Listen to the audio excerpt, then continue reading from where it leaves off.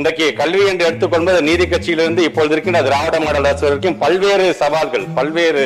இன்னல்களை தாண்டிதான் இன்றைக்கு நாம் வந்து கொண்டிருக்கின்றோம். அதை இந்த காலகட்டத்தில் அதை நிலைநிறுத்தி காட்டக்கூடியவர் யார்? குறிப்பாக ஒரு வயதானவருடைய பேரன் இன்றைக்கு ஒரு அரசு அலுவலராக, சேத்திலே கால் வைத்து நாட்டு நட்டு கொண்டிருக்கின்ற பெண்மணியினுடைய மகள் இன்றைக்கு மருத்துவ மாணவியாக, கொஞ்சம் மழை பெய்தாலே ஒழுகின்ற வீட்டிலிருந்து படித்து வந்த இளைஞர் இன்றைக்கு அதே பகுதியிலே மிகப்பெரிய கட்டிட பொறியாளனாக, சாக்கடை அடைபட்டு இருந்தால் அந்த சாக்கடையில இறங்கி அதை சுத்தம் செய்கின்ற மகன் இன்றைக்கு நகராட்சியினுடைய ஆணையராக, எழுத கூட படிக்க தெரிவதற்கு மிகவும் சிரமப்படுகின்ற பெற்றோர்களுடைய மகன் ஒரு பல்கலைக்கழகத்தின் துணை வேந்தராக, எந்த சாதியை சார்ந்தவர்கள் கோயில் உள்ளுக்கு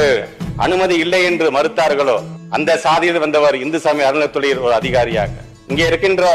ஜமீன்தாருடைய பண்ணையில் வேலை பார்க்கின்ற ஒரு பண்ணையாளனுடைய மகன் அதே பகுதியுடைய ஜில்லா கலெக்டராக, போக்குவரத்து வசதியே இல்லாத ஒரு இடத்திலிருந்து வந்து படித்த ஒரு இளைஞன் போக்குவரத்து துறையில் இன்றைக்கு ஒரு ஆய்வாளராக, எந்த சாதி